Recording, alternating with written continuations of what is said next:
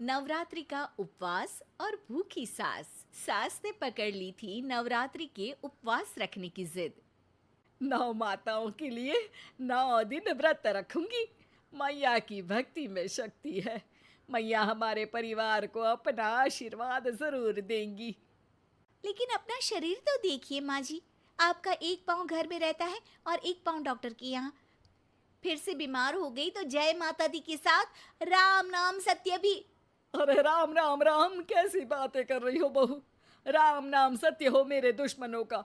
मुझे व्रत रखने से मत रोको बहू। वरना देवी माँ नाराज हो जाएंगी।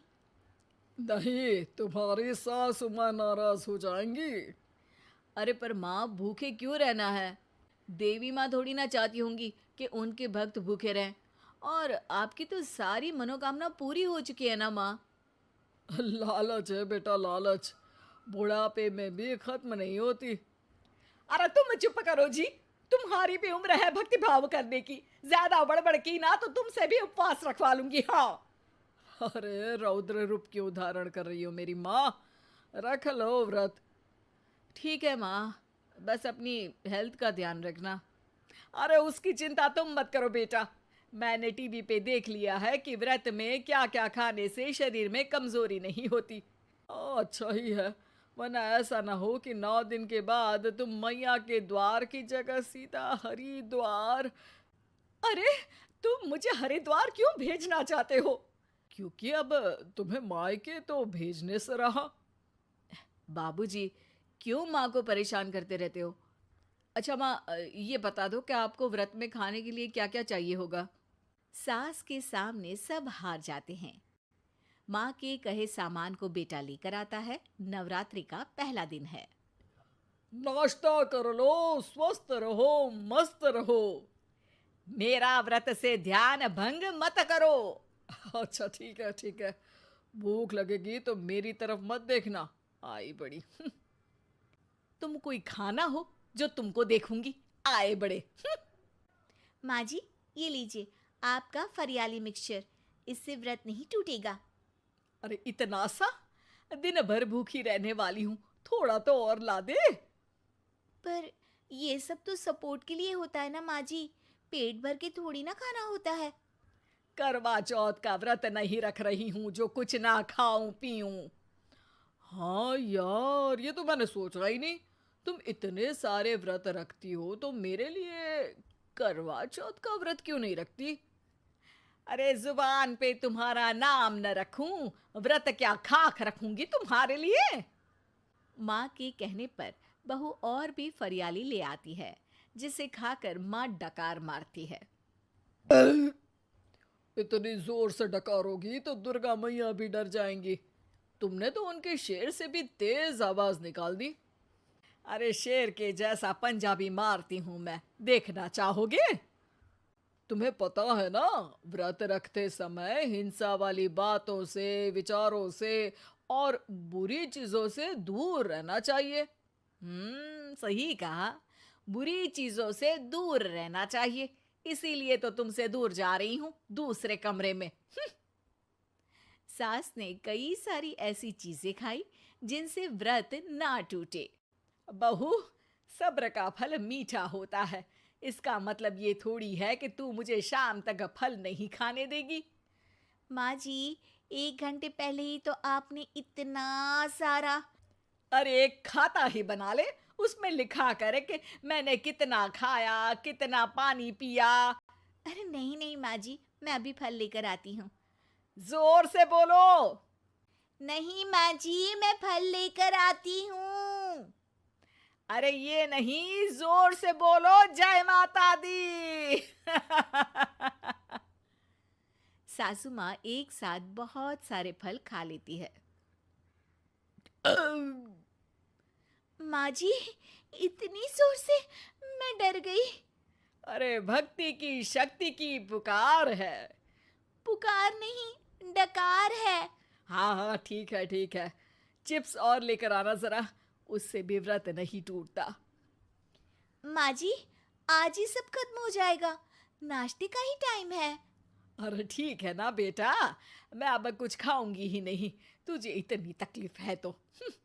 नहीं नहीं माँ जी, मेरा मतलब था कि उपवास में सिर्फ इतना खाना चाहिए जितना शरीर के लिए सही रहे। स्वाद के लिए खाने से तो अच्छा है कि उपवास ही मत रखो। माता जी की कृपा तो वैसे भी बनी ही रहती है। अरे वाह बहू वाह! एक ढोलक और हारमोनियम भी लेकर आना और प्रवचन करने लग जा। श्री श्री 108 बहु ईश्वरी माता। माँ जी, मैं आपके लिए चिप्स लेकर आती हूँ। बहू की सही सलाह को भी सास नजरअंदाज कर देती है। थोड़ी देर में बहू सास को चिप्स लाकर दे देती है। आलू की चिप्स, आहा मजा आ गया। आलू किसी भी सब्जी में चला जाता है। आलू पनीर, आलू पालक, आलू टमाटर, आलू भिंडी और तो और पराठे में भी चला जाता है। वैसे ही इंसान को भी हर स्थिति में आलू जैसा होना चाहिए। थोड़ी देर में वहां ससुर जी आते हैं। क्या चिप्स खा रही हो? अरे नहीं जी, दिख तो चिप्स ही रही है। अरे तो पूछ क्यों रहे हो? अरे गुस्सा क्यों हो रही हो? उपवास में गुस्सा नहीं करना चाहिए। और ऐसा तो है नहीं कि सिर्फ तुम उपवास करती हो, हमने भी तो किया होगा कभी। नहीं जी नहीं, तुम तो कर ही नहीं सकते। तुम उपवास में भी भेजा खाओगे और भेजा खाने से उपवास टूट जाता है। अच्छा थोड़ी सी चिप्स मुझे दे दो, मन ललचा रहा है। नहीं, उपवास के लिए है। तुम अपना खाना खा लेना जो भी बने। पूरा दिन सास कुछ ना कुछ खाती रहती है। जैसे ही रात होती है, अब बस उपवास हो गया, अब मैं खाना खाऊंगी। जो दिन भर से खा रही थी उसको क्या बोलते हैं? बाबूजी क्यों माँ को परेशान करते रहते हो? अरे लड़के, तेरी माँ दिन भर से इतना खा चुकी है कि देश में भूखमरी की समस्या इसी की वजह से बढ़ रही है। और खाने की दिक्कत नहीं है, कितना भी खाए लेकिन सेहत इधर उधर होती रहती है। कुछ ऊपर नीचे हो गया तो तेरी माँ खाने के बाद हाथ धोएगी और तू अपनी माँ से हाथ धो बैठेगा। अरे इत्तू सा तो खाया था, उपवास भी ना तोड़ू क्या? ठीक है, नहीं खा रही बस। अरे बहू तुम ही बताओ, ये इत्तू सा मतलब कितना खाया है इसने? ना जी ना, मैं कुछ नहीं बोलूंगी। खाना दे रहे हो या नहीं, या 9 दिन बिना जल के उपवास रख लूं? देने के लिए धमकी अच्छी है, सुनने में भी डरावनी लग रही है। पर जैसे तुम्हारी जुबान में स्वाद का खून लगा है ना, तुम भूखी नहीं रह पाओगी। मैं कसम खाती हूँ जी। अरे देखो, कसम भी खाओगी तुम। अरे कुछ और दे दो इसको खाने को। ये ले, दाल चावल खा ले बस। डॉक्टर भी कहते थे कि माँ को आए दिन पेट से जुड़ी समस्या रहती है। बस इसी के लिए घर वाले पहले उन्हें उपवास नहीं करने दे रहे थे, लेकिन जब उपवास करने दिया तो माँ ने इतना फरियाली खाया कि घर वालों की चिंता बढ़ा दी। और जैसा कि घर वालों को डर था, अगले दिन उनकी तबीयत खराब भी हो गई। डॉक्टर को बुलाना पड़ा। अरे जितनी बार आप बीमार होते हो उस हिसाब से तो मुझे एक क्लिनिक आपके घर में ही खोल लेना चाहिए। या फिर क्लिनिक में ही इनका एक अलग कमरा बनवा देते हैं डॉक्टर साहब। बाबूजी, पिताजी, मेरे जनक, क्यों हमेशा मजाक करते रहते हो? डॉक्टर साहब, माँ का पेट खराब है। क्या खाया था? जो मिला जो दिखा सब कुछ। अरे बस भी करो जी। बस तो तुमको करना था खाते वक्त। देखिए, खाना अच्छी बात है और उपवास भी आदमी को रखते रहना चाहिए, लेकिन तब जब शरीर लायक हो। पहले दिन ही बीमार हो गई तो 8 दिन कैसे होगा? आप व्रत मत रखो और खाने पीने पे ध्यान दो। मैं गोलियां दे रहा हूँ। आप भी कुछ खाने को ही दे रहे हो? हाँ, इससे जल्दी ठीक हो जाएंगी, समझ गई हैं आप?